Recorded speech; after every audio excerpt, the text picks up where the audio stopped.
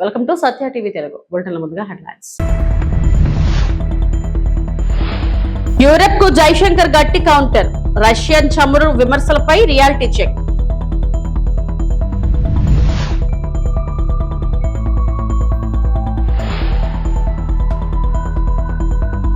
తిరుపతి వేదికగా ప్రభుత్వ విజయాలను వివరించిన సీఎం చంద్రబాబు.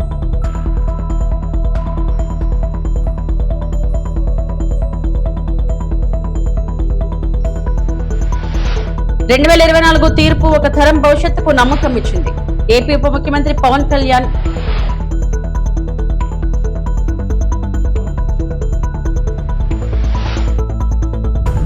రెండేళ్లలోనే ప్రజలకు స్వేచ్ఛ లభించింది. మంత్రి నారా లోకేష్.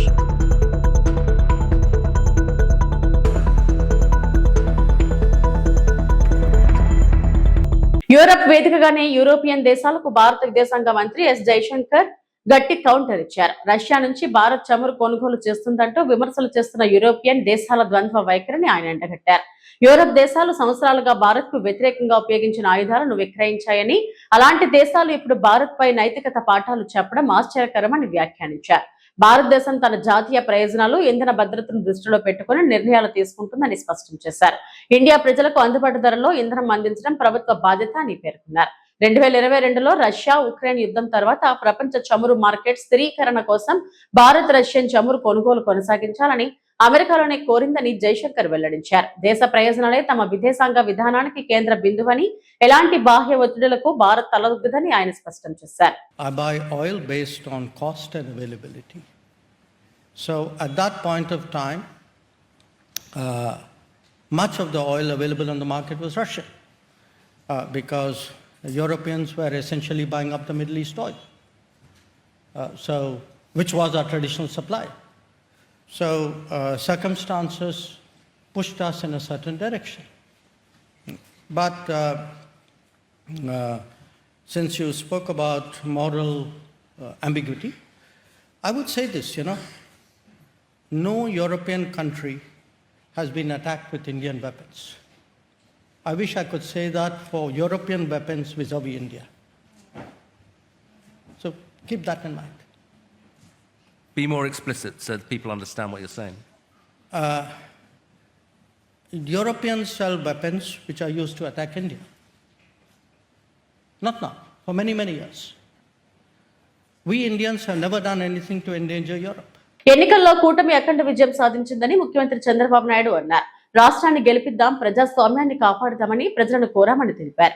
కూటమి ప్రభుత్వం 2 ఏళ్లు పూర్తయిన సందర్భంగా 2 ఏళ్ల నమ్మకం, అభివృద్ధి, సంక్షేమం పేరుతో తిరుపతిలోని దామినేడులో బహిరంగ సభను ఏర్పాటు చేశారు. ఈ సందర్భంగా సీఎం ప్రసంగించారు. ఇదే రోజున ప్రమాణ స్వీకారం చేశాం. 2 ఏళ్ళు అయ్యింది.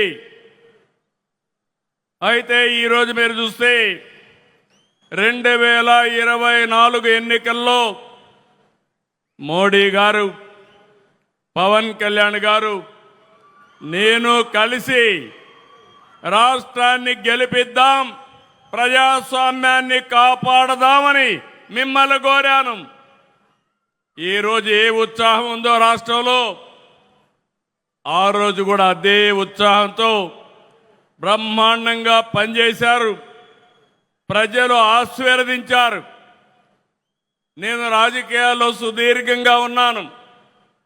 57% ఓట్ షేర్, 94% సీట్లు ఇచ్చిన ఘనత ఆంధ్రదేశ ప్రజానీకేనదని మరొక్కసారి విజ్ఞప్తి చేస్తున్నాను. 4వ ముఖ్యమంత్రి అయితే ఎంత లోతుకెళ్తే ఎక్కడ చూసినా అఘాతాలే, ఎక్కడా నిధులు లేవు, డిపార్ట్మెంట్స్ అన్ని విధ్వంసం అయిపోయినాయి, అధికార యంత్రాంగం నిర్వీర్యమైపోయింది.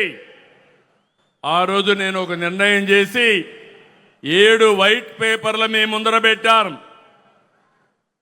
అన్ని విషయాలు పెట్టాను.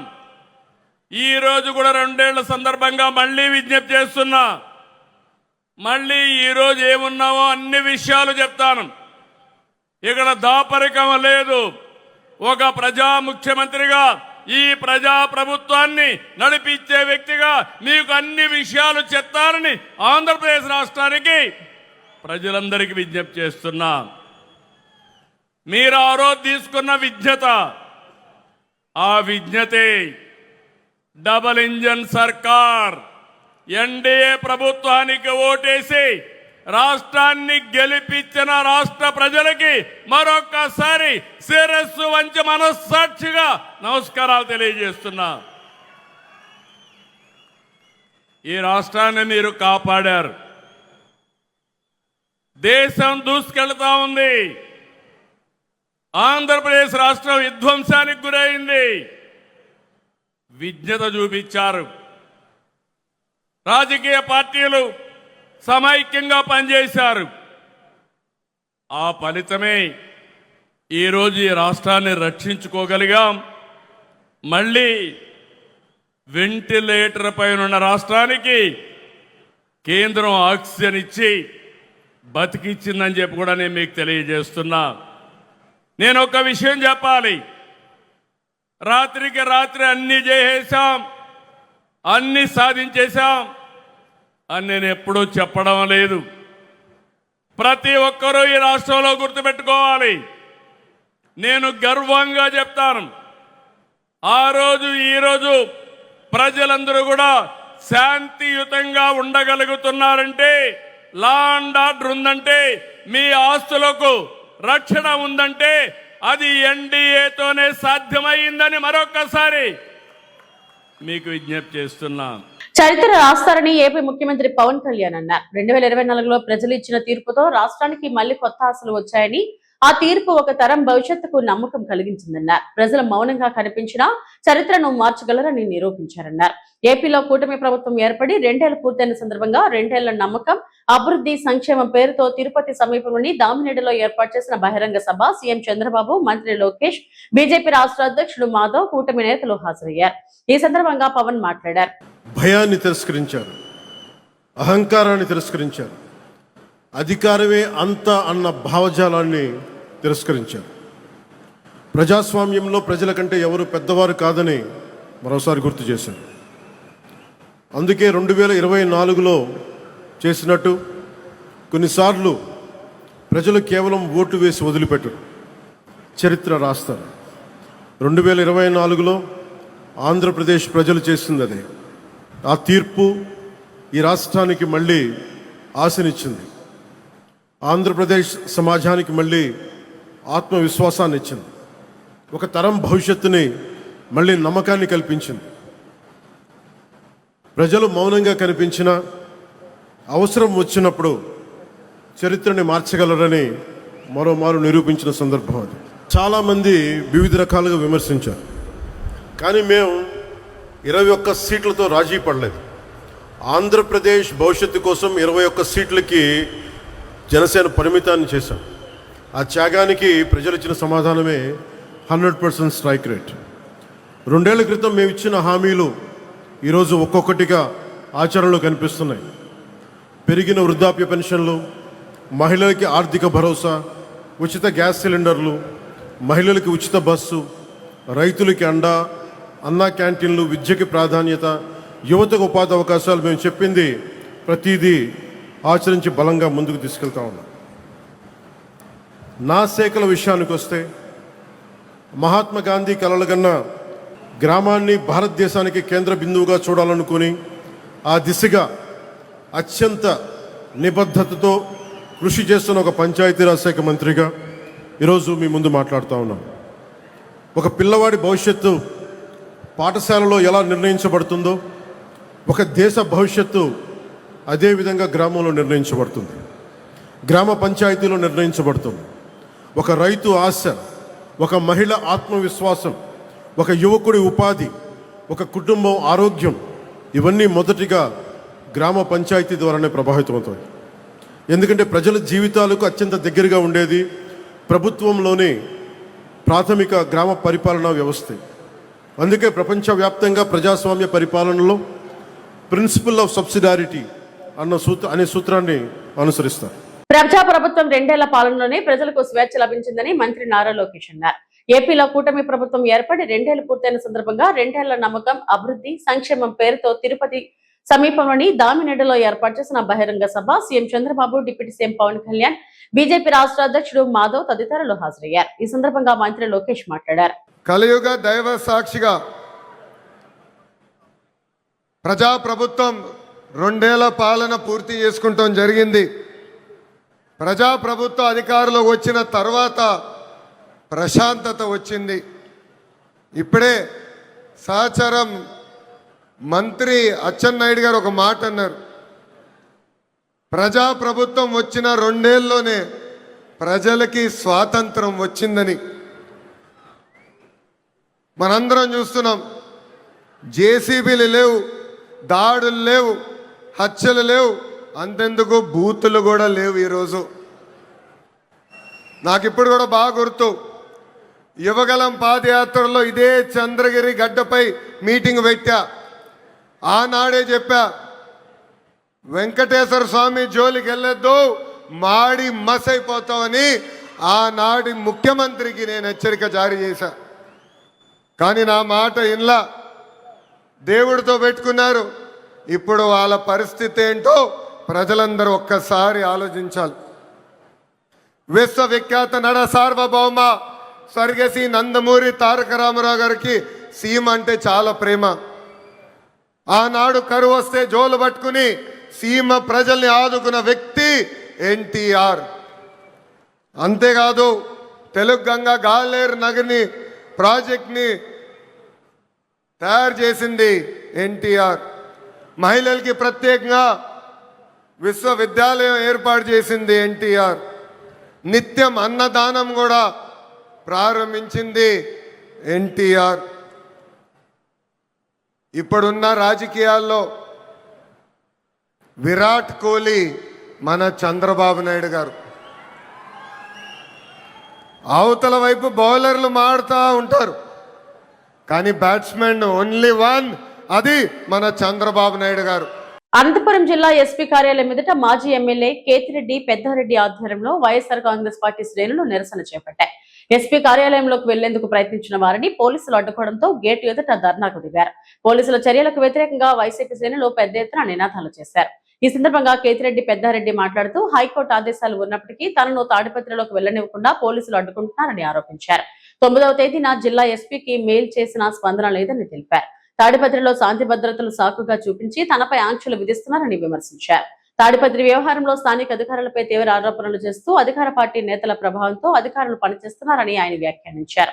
తాను మరియు వైసీపీ శ్రేణులపై బైండ్ ఓవర్ కేసులు పెట్టి వేధిస్తున్నారని కూడా ఆరోపించారు. ఈ రోజు ప్రభుత్వం వచ్చి 2 సంవత్సరాలు అయింది. దీనిపైన మేము నిరసన తెలిపేదానికి ఎస్పీ గారికి మేము 9వ తారీఖే మెయిల్ ద్వారా తెలియజేయడం జరిగింది. కనీసము ఈ మెయిల్ పెడితే మేము ఎప్పుడు పెట్టినా కూడా దీనికి జవాబు కూడా లేదు. లోకల్ పోలీసులు వస్తారు, మీరు 5 గంటలకు 4 గంటలకు వస్తారు, మేము పండుకుంటే లేపి మీరు ప్రోగ్రాం చేసేదానికి వీలు లేదు అంటారు. ఇది ప్రజాస్వామ్యమా లేకపోతే ఎక్కడున్నాము కూడా మనకు అర్థం కావడంలే. ప్రతిసారి కూడా ఇన్ని రోజులు అవుతుంది, ఇంకా లాస్ట్కు మాట్లాడితే మీరు కోర్టుకు పోయి పర్మిషన్ తెచ్చుకోండి అని చెప్తే మేము కోర్టుకు పోయి పర్మిషన్ తీసుకొచ్చుకు రావడం కూడా జరిగింది. వాళ్ళు మాకు ఈ పర్మిషన్ దాంట్లో కూడా వాళ్ళు స్పష్టంగా చెప్పడం జరిగింది. వీళ్ళు ఇన్ఫర్మేషన్ ఇచ్చి 24 గంటల ముందు మీకు ఇన్ఫర్మేషన్ ఇస్తే మీరు వాళ్ళకి సహకరించాలా, ర్యాలీలకు కానీ ఇంకోటి కానీ అని చెప్పడం జరిగింది. ప్రతిసారి కూడా నేను అడిగినప్పుడల్లా లా అండ్ ఆర్డర్ ప్రాబ్లం అంటారు. లా అండ్ ఆర్డర్ ప్రాబ్లం ఎప్పుడున్నదో చెప్తే వాళ్ళు సరిపోతుంది. 9వ తేదీ అంటే ఈ రోజుకు 4 రోజులైంది, 3 రోజులైంది. 3 రోజుల నుండి కూడా అప్పటి నుండి చెప్పరు. తెల్లారుజామున 5 గంటలకు వచ్చేది లా అండ్ ఆర్డర్ ప్రాబ్లం అని చెప్పేది. అంటే అక్కడ స్థానికంగా ఉన్నటువంటి నాయకులు ప్రొవోకేట్ చేస్తే వీళ్ళు మా దగ్గరకు వచ్చేది చెప్పేది.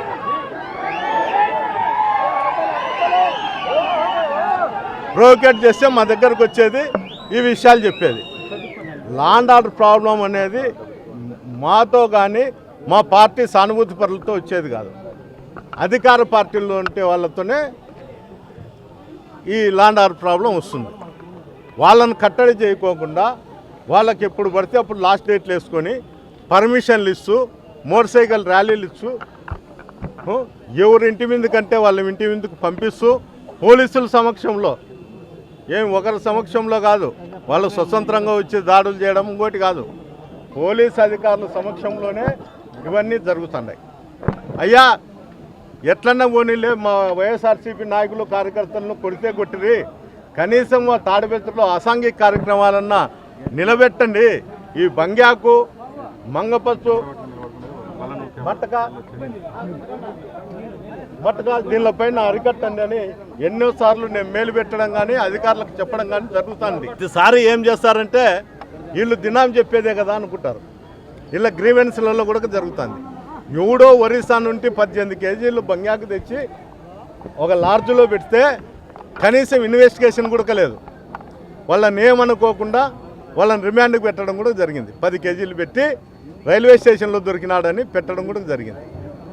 లాడ్జ్లో దొరికితే రైల్వే స్టేషన్ ఏమన్నా అక్కడ ఉండేటువంటి పోలీస్ అధికారులు బంగ్యాకు వ్యాపారం ఏమన్నా చేస్తారా, లేకపోతే వాళ్ళు ఎవరితోన్నా చేయిస్తారా, ఇది స్పష్టంగా చెప్పాలా. తిరుమల శ్రీవాణి రిలయన్స్ ఇండస్ట్రీస్ అధిపతి ముఖేష్ అంబానీ దర్శించుకున్నారు. కుమారుడు అనంత్ అంబానీ కోడలు రాధికతో కలిసి ఆయన శ్రీవారి అభిషేక సేవలో పాల్గొన్నారు. అంతకుముందు టీటీడీ ఈవో రవిచంద్ర, అదనపు ఈవో వెంకయ్య చౌదరి ముఖేష్ అంబానీకి స్వాగతం పలికి దర్శన ఏర్పాట్లు చేశారు.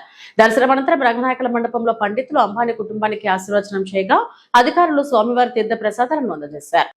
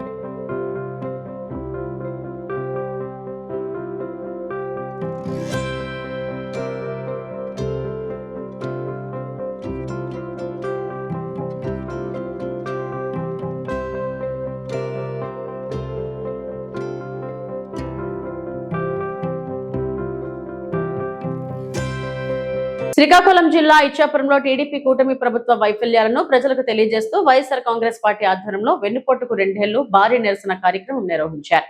ఈ కార్యక్రమంలో ఇచ్చాపురం నియోజకవర్గ వైసీపీ సమన్వయకర్త సాడి శ్యాంప్రసాద్ రెడ్డి, జిల్లా పరిషత్ చైర్మన్ పిరియా విజయ్ తో పాటు పార్టీ నాయకులు, కార్యకర్తలు పాల్గొన్నారు. ఈ సందర్భంగా మాట్లాడిన వైసీపీ నేతలు 2 ఏళ్ల కూటమి ప్రభుత్వం ప్రజలకు ఇచ్చిన హామీలను అమలు చేయకుండా మరోసారి వెన్నుపోటు పొడిచిందని ఆరోపించారు. రాష్ట్రంలో 66 లక్షల మంది పెన్షన్ లబ్ధిదారులు ఉండగా కేవలం 60 లక్షల మందికే పెన్షన్లు అందిస్తున్నారని, ప్రతి నియోజకవర్గంలో 12 నుంచి 13,000 మంది వరకు లబ్ధిదారులను తొలగించారని విమర్శించారు. అలాగే అమ్మఒడి పథకాన్ని తొలి ఏడాదిలోనే అరకొరగా అమలు చేశారని, ఈ ఏడాది ఆ పథకం జాడ కూడా కనిపించడం లేదని పేర్కొన్నారు.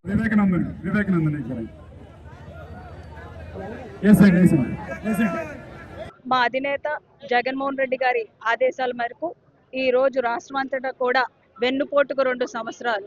ఏది ఈ ప్రభుత్వం వచ్చిన తర్వాత వాళ్ళ వైఫల్యాన్ని ప్రజలకి ఇంకొంచెం ముందుకు తీసుకెళ్లి చెప్పే విధంగా ఈ కార్యక్రమాన్ని చేపట్టడం జరిగింది. మరి అందులో భాగంగా ఈ రోజు ఇచ్చాపురంలో భారీ ఎత్తున జనాలు మొత్తం నలుమూలల అన్ని మండలాల నుంచి కూడా అందరూ వచ్చి ఇందులో పాల్గొనడం జరిగింది. అయితే ఇక్కడ 2 విషయాలు. జగన్మోహన్ రెడ్డి గారి పరిపాలనలో 5 సంవత్సరాల్లో ఆయన కరోనాని ధీటుగా ఎదుర్కొని ఎన్నో సంక్షేమాలు ఇచ్చిన టైంకి డైరెక్ట్ గా బెనిఫిషియరీ అకౌంట్లలోనే వెళ్ళిపోయే విధంగా ఆయన పరిపాలించారు. మరి ఇప్పుడున్న కూటమి ప్రభుత్వం వాళ్ళు ప్రభుత్వంలోకి రావడం కోసం ఎన్నో మోసపూరిత మాటలు, అబద్ధాలు చెప్పి ఈ రోజు ప్రభుత్వంలోకి వచ్చారు. వాళ్ళు ఇచ్చిన హామీల్లో మరి చూసినట్టయితే ముందు విద్యార్థులకి చూసుకున్నట్టయితే నిరుద్యోగ భృతి ఇస్తామన్నారు, మరి అది ఎక్కడికి వెళ్ళిపోయిందో తెలీదు. కొత్తగా 2 లక్షల ఉద్యోగాలు ఇస్తామన్నారు, ఎవరికి ఇచ్చిన దాఖలాలు లేవు. మరి స్టూడెంట్స్కి అయితే ఒక ఫీజు రియంబర్స్మెంట్ నుంచి వాళ్ళకి ఒక వసతి దీవెన కానీ, విదేశాలకు వెళ్ళి చదువుకునే అవకాశం కానీ ఏది కూడా ఇవ్వలేదు. ఈ రోజుకి కూడా తల్లికి వందనం అని చెప్పి ఈ రోజుకి ఇవ్వలేదు, పుస్తకాలు ఇవ్వలేదు, స్కూల్లో యూనిఫాములు లేవు. ఏమీ లేవు. జగన్మోహన్ రెడ్డి గారి పరిపాలనలో ఆయన ప్రభుత్వం వీళ్ళకి ఇచ్చినప్పటికీ ఎంత ప్లాన్డ్ గా చేశారంటే, మళ్ళీ ప్రభుత్వం వస్తే పిల్లలందరికీ కూడా బుక్స్, యూనిఫామ్స్, షూస్ అన్ని రెడీ చేసి పెట్టారు. మరి వీళ్ళు వచ్చినాక ఆ స్టిక్కర్స్ పీకేసి పంచారు. ఇది అందరికీ తెలుసు. ఎంత ప్లాన్డ్ గా పరిపాలించారో జగన్మోహన్ రెడ్డి గారు తెలుసు. ఆయన ఒక కులం లేదు, వర్గం లేదు, రాజకీయం లేకుండా అందరికీ కూడా సంక్షేమం అందే విధంగా, మహిళలకి భద్రత కల్పించే విధంగా ఒక యాప్ను కూడా తీసుకొచ్చి, దిశ యాప్ని తీసుకొచ్చి రక్షించారు. సురక్షితంగా చూసుకున్నారు, స్వేచ్ఛనిచ్చారు. మరి ఇప్పుడు వచ్చిన ప్రభుత్వం, కూటమి ప్రభుత్వంలో మహిళలకైతే ఎటువంటి రక్షణ లేదు. ఎంతో మందిని మనం చూస్తున్నాము. చాలా కార్యకర్తలు కూడా కొట్టిన పరిస్థితులు మనం చూస్తున్నాం. మహిళలకి రక్షణ లేదు, విద్యార్థులకి ఎలాంటి ఆసరా లేదు. మరి ఇంకా చూసుకుంటే వైద్యంలో కూడా ఎలాంటి ఆరోగ్యశ్రీ కానీ ఎలాంటి కూడా వర్తించడం లేదు. మరి రైతన్నలు చూస్తే వాళ్ళకి ఎక్కడా కూడా యూరియా లేదు. ఒక కొనుగోలు చేద్దామన్నా వాళ్ళకి ఎక్కడా కూడా లేకుండా ఎన్నో ఇబ్బందులు పడుతున్నారు. ఈ కూటమి ప్రభుత్వం చేస్తున్న అరాచకాలన్నింటినీ కూడా తిప్పికొట్టే విధంగా ప్రజల్లోకి తీసుకెళ్ళడానికి ఈ కార్యక్రమానికి మరి కూడా అందరూ వచ్చారు. రానున్న రోజుల్లో ప్రజలు గట్టిగా ఈ ప్రభుత్వానికి అయితే బుద్ధి చెప్తారు. మెగా డిఎస్సీపై మాజీ ముఖ్యమంత్రి జగన్మోహన్ రెడ్డి చేసిన ఆరోపణలకు స్పందించిన టీడీపీ నేత శాప్ చైర్మన్ రవి నాయుడు జూన్ 13న తిరుపతి ప్రెస్ క్లబ్ లో బహిరంగ చర్చకు సిద్ధమని ప్రకటించారు. వైసీపీ నేతలు కూడా చర్చకు రావాలని సవాల్ విసిరారు. తిరుపతి ప్రెస్ క్లబ్ లో మీడియాతో మాట్లాడిన టీడీపీ నేత శాప్ చైర్మన్ రవి నాయుడు మెగా డిఎస్సీపై జగన్ చేస్తున్న విమర్శలు వాస్తవాలకు విరుద్ధమని అన్నారు. రాష్ట్ర ప్రభుత్వం పారదర్శకంగా ఉపాధ్యాయ నియామకాలు చేపడుతుందని తెలిపారు. ఈ అంశంపై జూన్ 13న తిరుపతి ప్రెస్ క్లబ్ వేదికగా బహిరంగ చర్చకు సిద్ధమని, వైసీపీ నాయకులు కూడా హాజరై తమ ఆరోపణలకు ఆధారాలు చూపాలని సవాల్ విసిరారు. ప్రజలను తప్పుదోవ పట్టించే రాజకీయాలు మానుకోవాలని ఆయన సూచించారు. దాని తర్వాత football association Kotagiri Sridhar YCP MP Eluru ఈ ప్రెసిడెంట్, వీళ్ళ జగన్మోహన్ రెడ్డి గారి సొంత బంధువు డేనియల్ ప్రదీప్ సెక్రటరీ. మరి వీళ్ళు ఇచ్చిన సర్టిఫికెట్లే కదా, మరి వీళ్ళు ఎంత తీసుకొని ఇచ్చారు? ఈరోజు ప్రూఫ్స్, ఆధారాలు, ఇవి ఓరల్గా మాట్లాడటం, ఆధారాలతో మాట్లాడుతున్నాం. అసోసియేషన్స్ అనేటివి ఎవరైనా పోయి ఎమ్మెల్యేలో, ఎంపీలలో, ప్రజాప్రతినిధుల్లో గౌరవంగా పెట్టుకోవడం అనేది సర్వసాధారణం. విజయసాయి రెడ్డి గారు లేకపోతే ఇంకో చాలా మంది గౌరవాధ్యక్షులుగా పెట్టుకున్నారు. ఇక్కడ కూడా చాలా మంది ఈ జిల్లాలో కూడా 2-3 ఉన్నారు జిల్లా అధ్యక్షులుగా. ఎంత నిర్దాక్షిణ్యంగా మాట్లాడారు. మేము బహిరంగ చర్చకు సిద్ధం. వాళ్ళ అధ్యక్షులుగా ఉన్నప్పుడు ఒక సర్టిఫికెట్ అనే ఇచ్చారా? దాంతో ఉద్యోగం వచ్చిందా? అంటే ఉంటే ఒక ఆరోపణ వేసేది. ఇంత దారుణంగా మాట్లాడేస్తే ఎక్కడి? దాంతో పాటు తర్వాత ఏదో కాలేజీలకి ఉద్యోగాలు ఇచ్చేశారు, కాలేజీలు ఆడుకుంటే సర్టిఫికెట్ ఉద్యోగాలు ఇచ్చేశారు. నేను బహిరంగ చర్చకు శివా అయ్యా, మేం కాదు. జీవో నెంబర్ 74 మీ ప్రభుత్వంలోనే ఉండింది. జీవో నెంబర్ 74 మీ ప్రభుత్వంలోనే ఉండింది.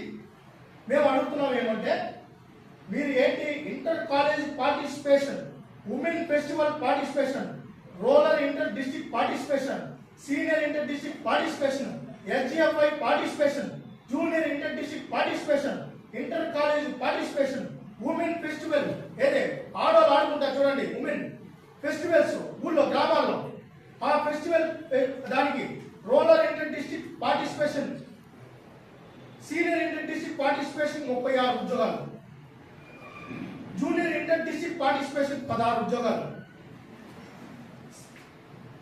Senior inter district participation 25.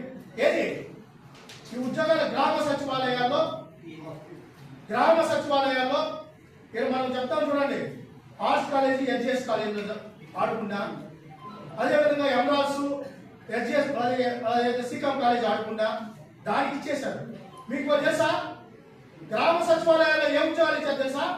ఎమ్మెల్యేలు ఫెస్టివల్స్ కి సంబరాలని చెప్పి ఫెస్టివల్ పెట్టుకుంటారు చూడండి, దాంట్లో కూడా సర్టిఫికేట్ కొట్టేసి ఇచ్చేసినారు ఉద్యోగాలు. ఇది కూడా ఆధారం.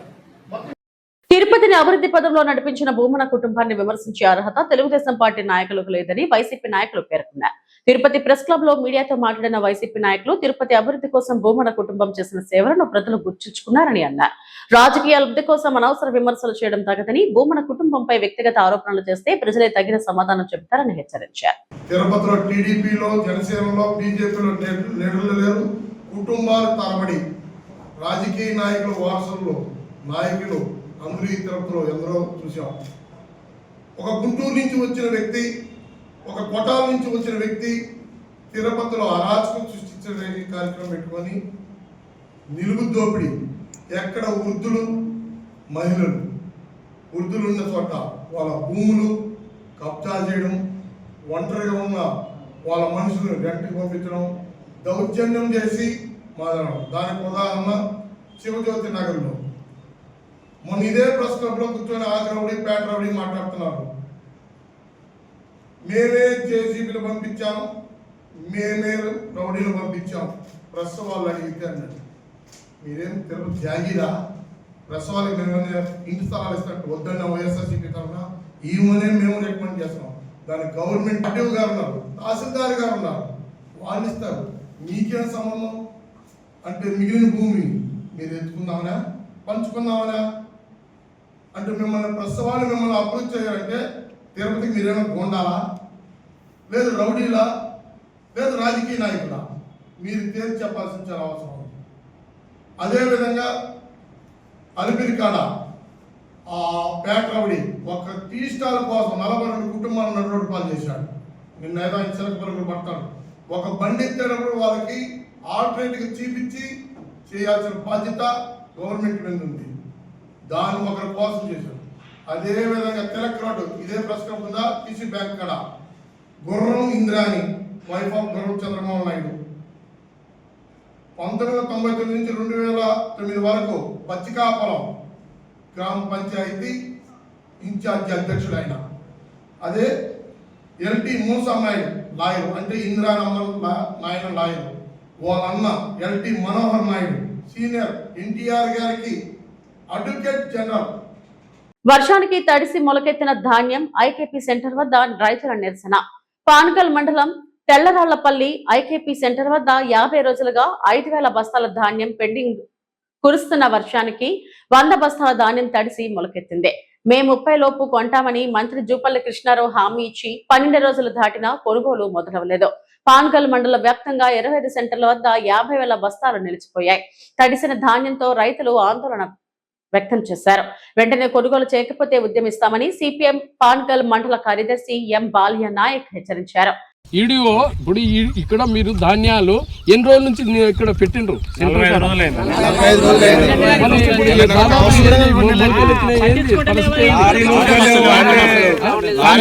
సంతులు లేక కొన్ని రోజులు లారీలు లేక కాదు. ఇప్పటికి వాళ్ళు గవర్నమెంట్ ఏమన్నా ఒక 10-15 రోజుల్లో మీకు మొత్తం కంప్లీట్ గా ఈ ధాన్యాలు లేకుండా చేస్తామని అంటున్నారు. ఇటువంటి ధాన్యాలు ఇంత సుమారుగా ఎన్నికుంటే క్వింటాల వరకు లాస్ కావచ్చు మొత్తం. చాలా ఇప్పటికి ఎన్ని బస్తాలు ఉన్నాయి ఇక్కడ? ఇంకెన్ని బస్తాలు ఉన్నాయి? కొరత ఉన్నప్పుడు ఈ తీసుకోకపోకుండా ఉంటే పరిస్థితి ఇంకేమన్నా వర్షాలకి